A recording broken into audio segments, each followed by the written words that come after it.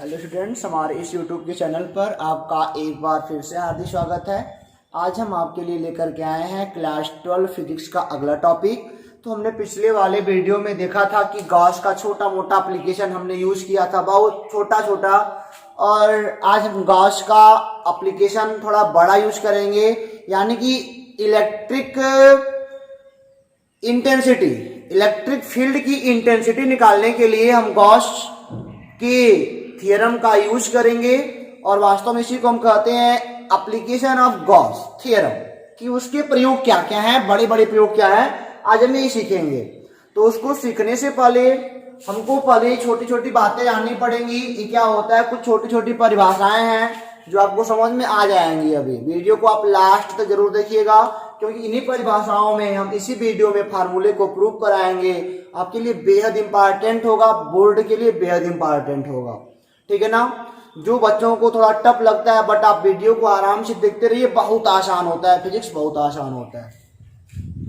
तो आपको हम लेके आए हैं आपके लिए आज कि आवेशों का संतत वितरण 3 प्रकार से हो सकता है। संतत क्या होता है, तो मान लो ये कोई हमारे पास चार्ज, मतलब कि कोई ऑब्जेक्ट है, इस पर चार्ज है, तो संतत मतलब कि कॉन्टिन्यूअस होता है, कि एक मतलब कि सब जगह एक समान रूप से चार्ज बिखरा हुआ है, सब जगह है, हर एक प्लेस पर एक समान रूप से चार्ज क्या हुआ है, बिखरा हुआ है। इसे हम संतत कहते हैं, कॉन्टिन्यूअस, ठीक है ना।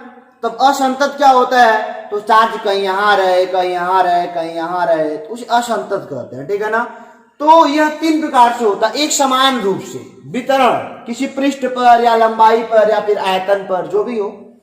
तो इसी प्रकार जानते हैं कि जब हमारे पास बड़ी बड़ी लंबाइयां आने लगी, बड़ी लंबाइयों पर हमको फार्मूला प्रूव करना पड़ा, तो वहां पे हम ये काउंट नहीं कर सकते थे कि कितना चार्ज है वहां पे, ठीक है।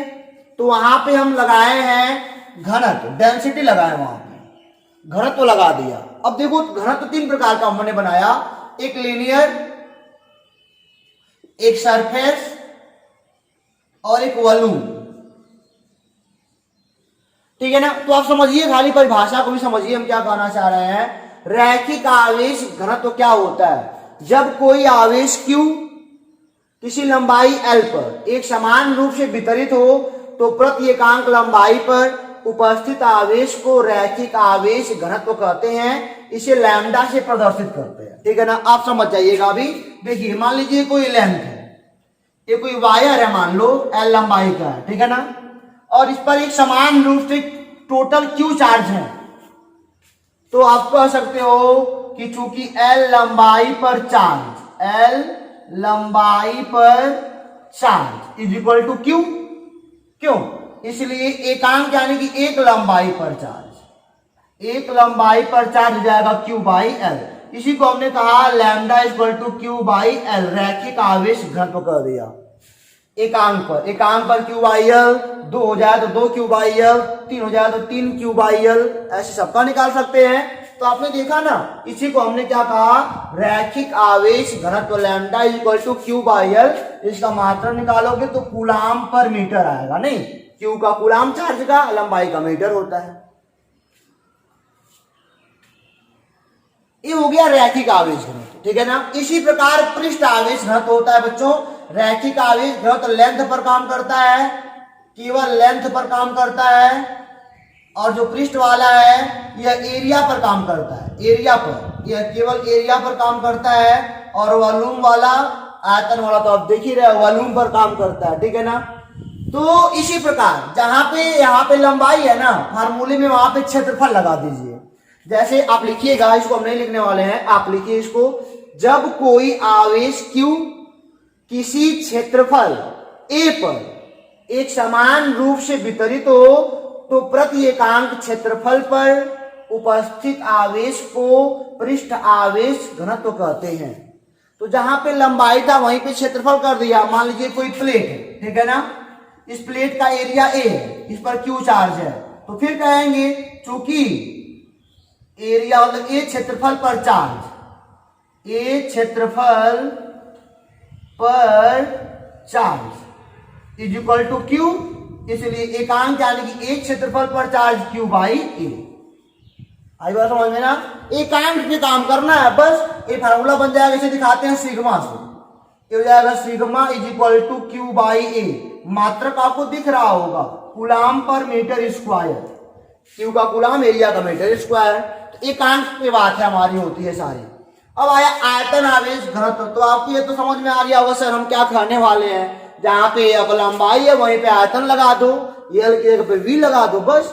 जब कोई आवेश क्यू किसी आयतन v पर, ये मान लो कोई स्फीयर है, स्फीयर, ठीक है ना, एक समान रूप से वितरित हो तो प्रति एकांक आयतन पर उपस्थित आवेश को यहाँ हो जाएगा आयतन आवेश घनत्व कहते हैं। समझ में तो आपको आ गया होगा। इसे दिखाते हैं रो से। रो मतलब पी, थोड़ा होता है पी टाइप का। इसे सिग्मा कहते हैं, आपको पता, मतलब आपको पता होगा। इसे लैम्डा कहते हैं। ये क्या हो जाएगा स्टूडेंट, रो इक्वल टू आप कहोगे सर क्यू बाई वी। एकांक आयतन पर जो चार्ज वितरण होता है इसे हम कहते हैं, इसका मात्रक कूलाम पर मीटर क्यूब। इसका आप डायमेंशन निकाल सकते हो। एकांक लंबाई पर जो वितरण आवेश है, वितरित आवेश है, उसे लैम्डा यानी कि रैखिक आवेश घनत्व। और एकांक क्षेत्रफल पर जो वितरित आवेश है उसे हम क्या कहते हैं, यहाँ पे लिखे हो, उसे हम कहते हैं सिग्मा यानी कि पृष्ठ आवेश घनत्व। और एकांक वॉल्यूम पर जो आवेश है वितरित है उसे हम कहते हैं आयतन आवेश घनत्व। ठीक है ना। तो ये परिभाषा आपको लर्न होंगी, हो जाएंगी, बहुत छोटा छोटा है, समझ में भी आपको आ गया होगा। तो अब चलते हैं फार्मूले पर, इसको इरेज करते हैं। ठीक है ना। तो आप इसको अपने माइंड में सेट कर लीजिएगा, इनका डायमेंशन क्या होता है, यूनिट क्या होता है, क्या होता है, आपको समझ में आ गया होगा। तो अब चलते हैं थोड़ा आगे, इसको इरेज। देन स्टूडेंट्स अब हम पढ़ेंगे गॉस का एप्लीकेशन।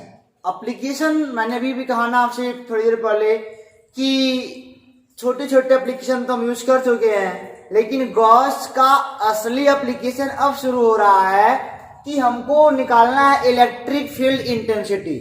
गॉस की थ्योरम की सहायता से हम निकालने वाले हैं क्या, इलेक्ट्रिक फील्ड इंटेंसिटी, बहुत ही अच्छे तरीके से गॉस का यूज करके। ठीक है ना। तो अब हम पढ़ने जा रहे हैं गॉस का असली एप्लीकेशन। ठीक है ना, असली एप्लीकेशन अब यही हम पढ़ने जा रहे हैं। तो पहला क्या है, अनंत लंबाई की एक समान आवेशित तार के कारण वैद्युत क्षेत्र की तीव्रता, सीधा तार है कोई, ये अनंत लंबाई का है। अब अनंत लंबाई क्या होता है सर, अनंत लंबाई तो हमको पता ही नहीं है क्या होता है। कोई बात नहीं स्टूडेंट, हम पता करवाते हैं आपसे। ये मान लो यहाँ पे प्लस पॉजिटिव चार्ज है। अब ये मत करना सर नेगेटिव क्यों नहीं ले रहे हो, नेगेटिव भी ले सकते हो, कोई बात नहीं है। ठीक है ना। अनंत लंबाई का तार है और इस पे पॉजिटिव चार्ज है। अनंत का मतलब बच्चों अनंत ही नहीं होता है कि बहुत वो है ना, ऐसी कोई बात नहीं है। ये जो अनंत है ना इरिस्पेक्टिवली ली जाती है, सापेक्ष होता है किसी के सापेक्ष। ठीक है। जैसे हम यहाँ पे खड़ा है, हम यहाँ पे खड़े हैं ना, अगर मैं यहाँ पे खड़ा हूं, आप देख रहे हो ना मुझे, अगर मैं सामने जो पेड़ है मैं उसको देखूं तो बहुत छोटा सा दिखाई देगा, बहुत छोटा सा नहीं। लेकिन मान लो आपके सामने बहुत ही विशाल बरगद का पेड़ हो, बहुत ही विशाल, और आप खड़े हो जाओ उसके सामने, उसके बगल में थोड़ा सा ये पेड़ है, तुम खड़े हो, अब तुमको पेड़ के अलावा कुछ नहीं दिख रहा है, तुमको पेड़ के अलावा ना कुछ दिख ही नहीं रहा है, तो तुम्हारे लिए वही अनंत है, हमारे लिए वही अनंत है, उसी को अनंत कहते हैं। अभी मैं समझाता हूं आगे। अनंत आप समझ गए ना। जैसे मान लीजिए कि आप कोई छोटी चींटी है आपके कागज पर बैठी है कॉपी पर, उसके लिए वही अनंत है, क्योंकि उसके लिए तो कॉपी के अलावा कुछ और दिख ही नहीं रहा है, तो उसके लिए वही अनंत है। तो अनंत यही होता है, रिस्पेक्टिवली होती है। ये अनंत होगा, अभी दूरी हम लेंगे, अभी समझिए आप। देखिए आपके पास एक क्या है, पॉजिटिव चार्ज वाला तार है लंबा सा, इससे हमको बताना है इलेक्ट्रिक फील्ड इंटेंसिटी। मान लो हमने कहा आर दूरी पर एक पॉइंट लिया P, हमने कहा कि इलेक्ट्रिक फील्ड इंटेंसिटी निकालो, तीव्रता निकालनी है वैद्युत क्षेत्र की एट द पॉइंट P। ठीक है ना, जो कि तार से r दूरी पर है। ओके, तो आप समझ पा रहे हो। और अगर मैं आपको बता दूं पिछली कहानी, तो पॉजिटिव चार्ज है, इससे निकलने वाला जो फील्ड होगा यह अवे होगा। नहीं, अवे मतलब क्या, दूर होगा, उससे बाहर क्यों निकलता है।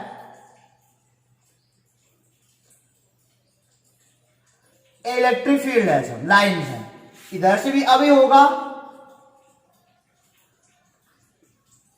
नहीं तो समझ में तो आ ही रहा होगा। पिछला लेक्चर अगर देख के आया हो, नहीं देख के आया तो जाके तुरंत देखो, बहुत आसान है। Physics is very interesting and very easy subject, but आपको ध्यान लगाना पड़ेगा।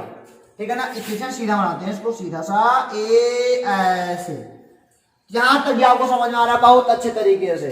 तो अब इस पॉइंट पे बताना है पूरे तार की सहायता से, बहुत मुश्किल है। देखो, इस आर की तुलना में यह बहुत बड़ा, यह इनफाइनाइट है। इस आर की तुलना में जो लेंथ ऑफ वायर है ना, जो लेंथ ऑफ वायर है वो बहुत ही क्या है, बड़ा है, इसीलिए इनफाइनाइट कर रहे हैं, और कोई बड़ी बात नहीं है। इसीलिए अभी हमारा सोचेगा कि यहाँ से वो आकाश पाताल ऑस्ट्रेलिया अमेरिका उतना लंबा तार नहीं ना, इस लेंथ के लिए इनफाइनाइट है। यहाँ पे मैं खड़ा हो जाऊं तो खाली तार बस दिख रहा है, तो वही हमारे लिए इनफाइनाइट है। मेरी आंख अगर यहाँ पे हो जाए तब तार के अलावा कुछ नहीं दिख रहा है सर, तो तार तो इनफाइनाइट है सर, वो इनफाइनाइट तो है ही। और यहाँ से देखो तो बहुत छोटा था, तो वही रिस्पेक्टिवली उसे कहते हैं सापेक्ष है, किसी तुलना कर रहे हो, कंपेयर कर रहे हो, तब कह रहे इनफाइनाइट है।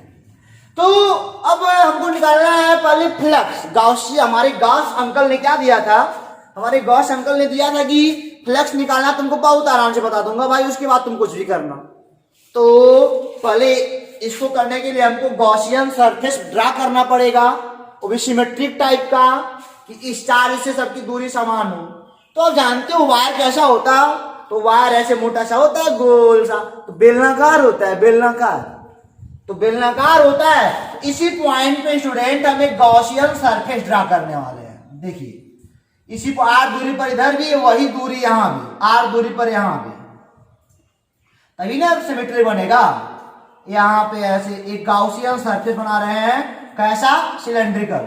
सिलेंड्रिकल क्यों बना रहे हैं, क्योंकि हमारा वायर भी सिलेंड्रिकल है। मतलब कि आप कैसे भी करो आपको समझ में आना चाहिए। ये सिलेंड्रिकल हमने गॉस, देखिए हमने क्या बनाया, यहाँ पे हमने एक गॉसियन सरफेस बनाया, वो भी कैसा है, सिलेंड्रिकल है, मतलब बेलनाकार है, बच्चों में बेलनाकार है। और बेलनाकार देखने पर हाँ लग रहा है कि हाँ, अब क्या लग रहा है कि सिमेट्रिक का है, इधर भी आर दूर इधर भी आर, ये छोटा लग रहा है क्या, थोड़ा बड़ा कर लेते हैं ताकि आपको भी लगे हाँ कुछ बन रहा है। ये ऐसे थोड़ा यहां कर लेते हैं, अब लगाना आपको ये। चलिए, बहुत अच्छा, बहुत बढ़िया, बहुत बढ़िया। गॉसियन सरफेस, बस यही बस बात है, गॉसियन आपने ड्रा कर लिया, बस हम कहेंगे by Gauss law, by Gauss uncle law. Gauss uncle law ने क्या दिया था, तो कहोगे सर टोटल जो गुजरने वाला फ्लक्स है Q इनसाइड अपान ये एप्सिलॉन नॉट होता है। अरे वाह, मान लो इसका लेंथ L हो, क्योंकि अभी रेखीय आवेश घर तो काम कराऊंगा, इतना लंबा वायर कहां चार्ज ड्रा कर पाओगे। तो ये लंबाई मान लो L है, और इनके अंदर जो है वही मान लो Q इनसाइड चार्ज है, यही इनके अंदर चार्ज है Q, ठीक है ना। चलिए आगे काम करते हैं। Q इनसाइड मान लीजिए इनके अंदर चार्ज जो हमने पकड़ा उसके अंदर Q इनसाइड, मतलब कि Q चार्ज है, इनसाइड मतलब अंदर तो है ही, Q चार्ज अंदर है और L लेंथ का है। टोटल हमको बताओ फ्लक्स कितना होगा, तो कहोगे सर इसके पहले एक बात, तो बेलन के 3 पृष्ठ हैं, एक पहला वाला ए वाला, दूसरा वाला ए वाला और तीसरा वक्र वाला, ये वक्र वाला नहीं, 3 सरफेस हैं, तीनों से कुछ ना कुछ बनेगा। देखते हैं कितना बनता है, तो हम कहेंगे φ1 plus φ2 plus φ3 equal to Q inside upon epsilon not. Okay, चलिए φ1 का मान निकालने का प्रयास करते हैं। ये टोटल है स्टूडेंट, ये टोटल है ना, टोटल की बात करता है ना। φ1 यानी कि सरफेस पर, तो कहोगे सर हमने फार्मूला पढ़ा है ई डी कॉस थीटा, ये अभी लगा दो, फार्मूला लगाने में क्या जाता है, ये अभी फार्मूला लगा दो, कुछ नहीं जाता है, is equal to Q inside upon epsilon not. Okay, अब देखो जरा पहले के लिए, ये पहला सरफेस है, दूसरा है, तीसरा, और आपको अगर लर्न है तो यहाँ पे हमने ऐसे बंद लगाया था क्योंकि हमारा गॉस लॉ क्लोज सरफेस पर काम करता है, तो क्लोज है, एक क्लोज बताता है नहीं। चलिए अब जरा बताओ पहले वाले सरफेस के लिए थीटा मतलब क्या, इलेक्ट्रिक फील्ड और वेक्टर एरिया के बीच का एंगल। अच्छा बताओ इनका वेक्टर एरिया किधर दिखाएगा, अंदर की बाहर? तो क्लोज सरफेस में यानी कि 3D सरफेस में वेक्टर एरिया हमेशा आउटसाइड जाता है, नहीं आउटसाइड। बताओ इनके बीच का एंगल कितना हो गया, 90 degree, theta equal to 90 degree. Second surface पर आओ, यह भी आउटसाइड दिखाएगा, थीटा इक्वल टू, यह भी डी बाहर आएगा, ई और डी के बीच एंगल 90 डिग्री, यहां भी थीटा इक्वल टू 90 डिग्री। और अभी हम दिखा रहे हैं, और यहां पे देखिए। अच्छा तो यहां पे तीसरे वाले पे आ जाओ, वक्र वाले पे आ जाए तो बताओ कि वेक्टर एरिया अंदर तो लेना नहीं है, 3D है, बाहर लेना है, बाहर। अब ये हो गया डी, जिधर हमारा ई है उधर डी है, थीटा का मान कितना, 0 डिग्री। यहां भी ले सकते हो, इधर ई है, इधर डी है, बाहर इसके, यहां पे 0 है, कोई बात नहीं, हो गया सर काम तमाम। थीटा का मान 0 और 90 तो 0, यह भी 0 हो जाएगा, कुछ भी गुणा भाग हो। और यहां पे आ जाओ, यहां पे हो जाएगा E D A cos 0 Q in upon epsilon not. Okay चलिए अब हम क्या करने वाले हैं, देखिए जरा, इनका मान तो हो जाएगा ऐसे, E D A is equal to Q inside upon epsilon not, ठीक है। चलिए अब देखो जरा, चूंकि R R R R R R R R हमको बोले वक्र का लेना है, वक्र का हर जगह दूरी आर है, तो बताओ क्या इलेक्ट्रिक फील्ड कहीं चेंज हो रहा है क्या, नहीं ना, इलेक्ट्रिक फील्ड कांस्टेंट है, इलेक्ट्रिक फील्ड कांस्टेंट है, तो इलेक्ट्रिक फील्ड यहां से क्या हो जाएगा, बाहर निकल जाएगा। क्यों कांस्टेंट है, क्योंकि इलेक्ट्रिक फील्ड कहीं बदल ही नहीं रहा है, यहां भी वही है, इस वाले पे, इस वाले सब छोटे छोटे बिंदुओं पर क्या है, सेम है। क्यों सेम है, दूरी सेम है, हर जगह दूरी समान है, सिमेट्रिकल। अरे भाई गॉस लॉ लगा रहे हो ना, सिमेट्रिकल बना दिया हो तो दिक्कत क्या है, फिर यहां से 0 यहां 0 खाली है, इन पढ़ना है वक्र वाला। अब हो गया है D is equal to Q in upon epsilon naught, in मतलब इन साइड, ठीक है कोई बात नहीं, डी है ना, integration of D A D A D A D A D A D A D A D A D A D A D A D A D A D A D A D A D A D पूरा कितना, ये वक्र वाला area. और बताओ जरा cylinder का क्या होता है, कर्व सरफेस एरिया, सिलेंडर के लिए क्या होता है एरिया, कहोगे sir 2 pi R L in the mensuration, हम पढ़े थे क्लास 10th में, आपने फिर से याद दिला दिया। तो हो गया E into 2 pi R L total is equal to, Q inside पे आ जाओ जरा, क्यू इन साइड हमने पढ़ा है लीनियर है ना, lambda is equal to Q upon L, तो क्यू इन मतलब क्या, क्यू इन का मतलब हो जाएगा लैम्डा एल, नहीं अगर घनत्व के बारे में बात कर लिया जाए तो लैम्डा का, अरे क्यू इन साइड की जगह पे हम क्या रख सकते हैं, लैम्डा एल, तो यहां पे रख देंगे lambda L upon epsilon not, L से एल कैंसिल, ठीक है ना।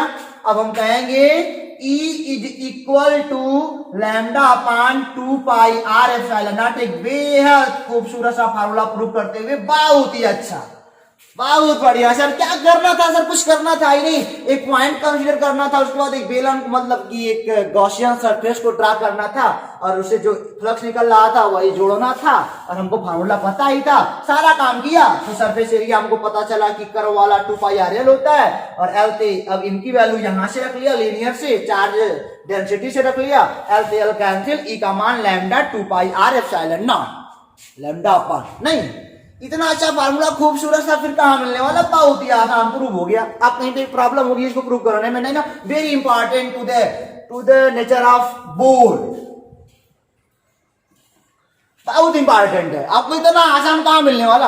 अब देखो जरा, कोई कहता है ई और आर के बीच का ग्राफ बनाओ, ई वर्सेस आर का ग्राफ बनाओ, तो कैसे बनेगा, अब देख रहे हो कि ई क्या है, ई प्रोपोर्शनल 1/r हो रहा है, तो ऐसे बनेगा, ऐसे छोटा सा ऐसे हो गया, ई बढ़ेगा तो आर घटेगा, अरे भाई बढ़ेगा तो आर घटेगा नहीं।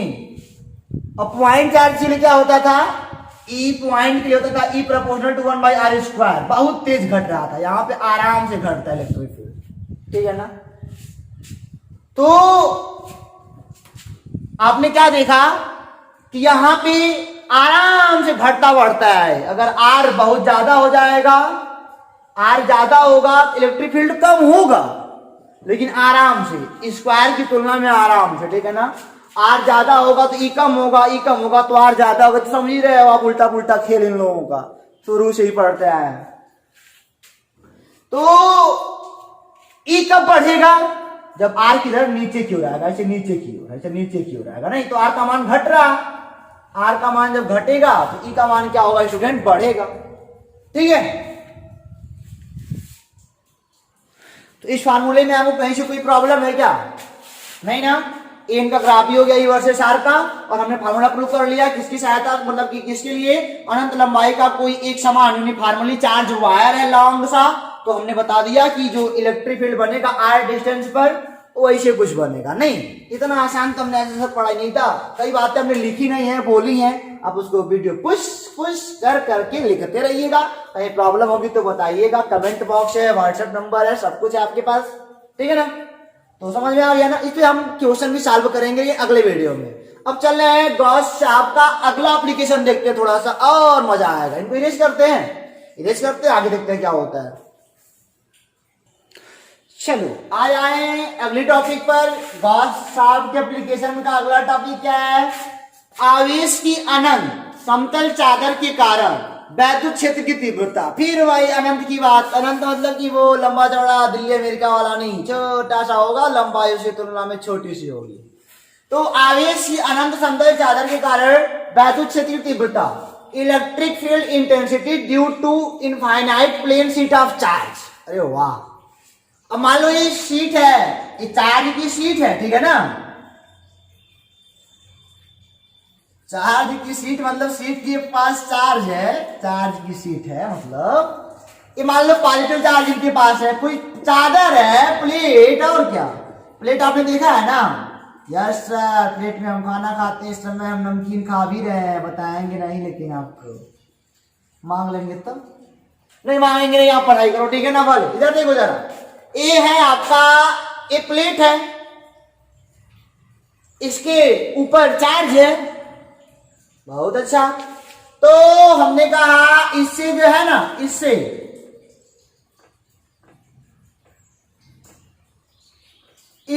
जरा यक्ष दूरी पर इलेक्ट्रिक फील्ड इंटेंसिटी बताओ। इलेक्ट्रिक फील्ड इंटेंसिटी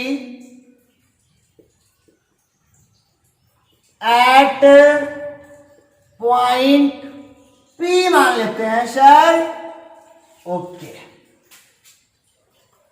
कोई बात नहीं, कोई बात नहीं। और एक बात और जान लो, चादर और शीट है, कोई ऐसे शीट है तो इसकी एक ही और चार्ज है, इधर नहीं स्टूडेंट, इधर की बात नहीं कर रहा। केवल चार्ज इधर इस वाले प्लेन पर हम मान के चलते हैं, ठीक है ना, कि सिंगल प्लेन पर चार्ज है, उधर डबल दोनों ओर नहीं है।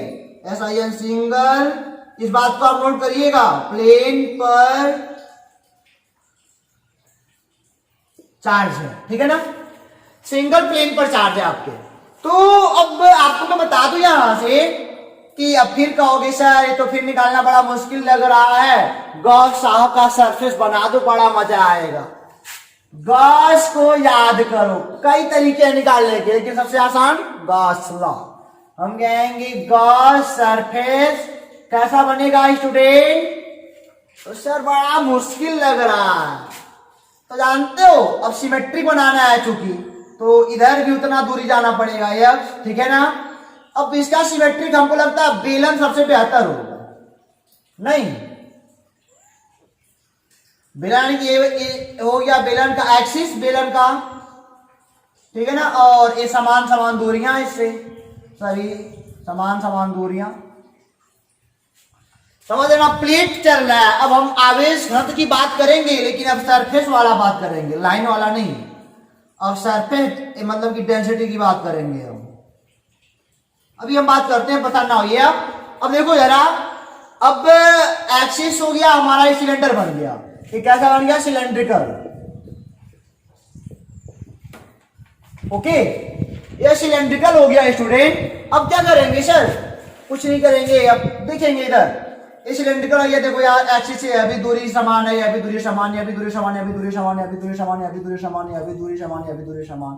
इसके अंदर मान लो चार्ज यही क्यू इन हो, यही अंदर वाला चार्ज। ये प्रॉब्लम आपको है क्या? कोई प्रॉब्लम आपको नहीं है ना? चलिए बस इतना ही काम करना ही है। हम कहेंगे by Gauss law, by Gauss साहब लॉ।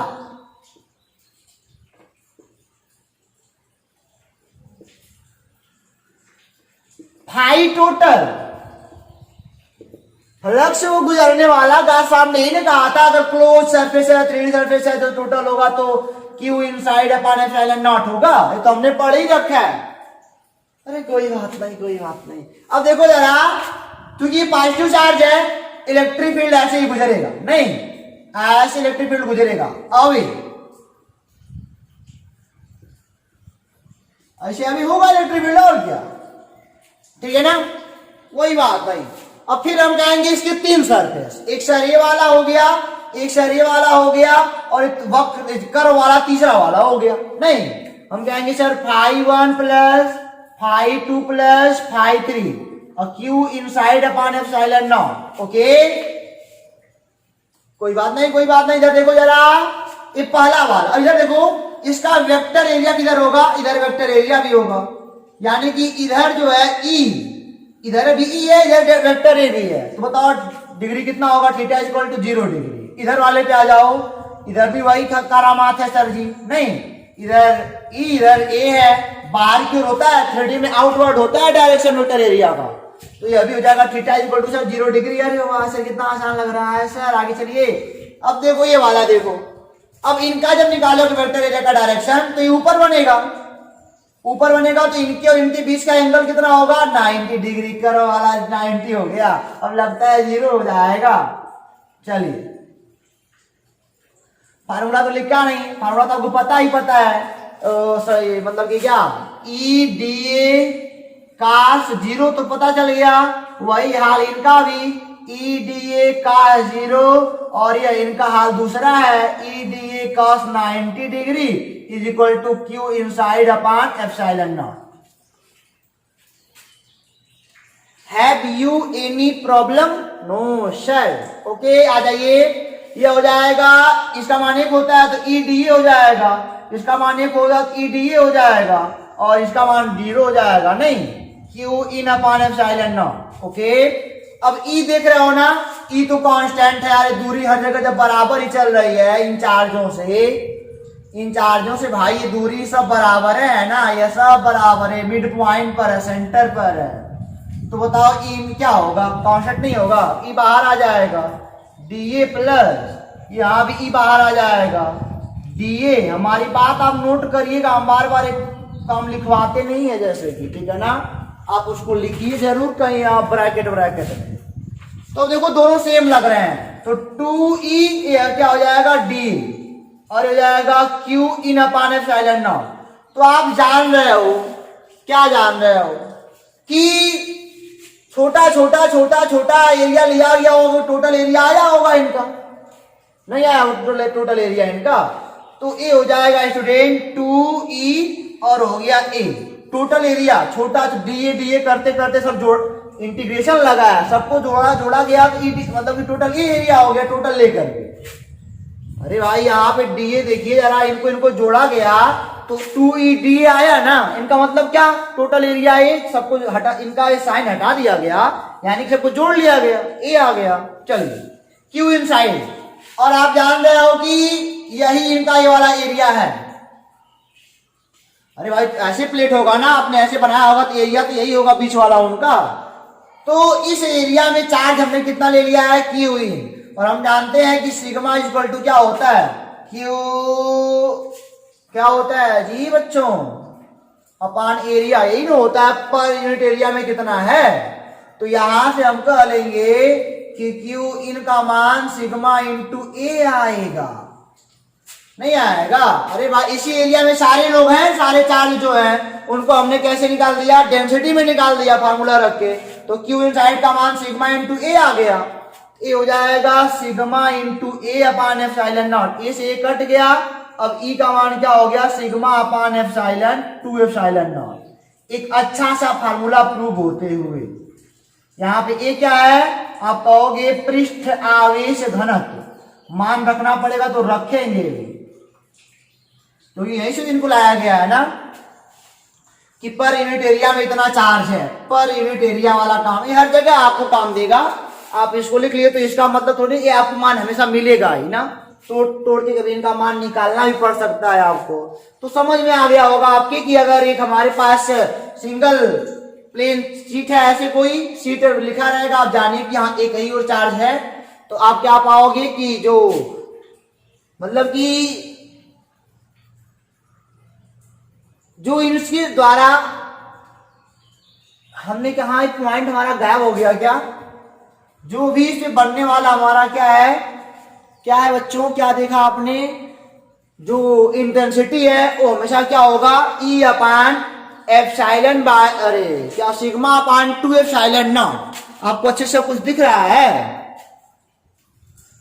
तो लग रहा है कि आप सारा वीडियो अच्छे से देख पा रहे हो, कहीं की कोई प्रॉब्लम नहीं है। तो आपके मन में एक सवाल उठ रहा होगा, सर ये तो यहाँ पे यक्ष का कोई जिक्र हुआ ही नहीं।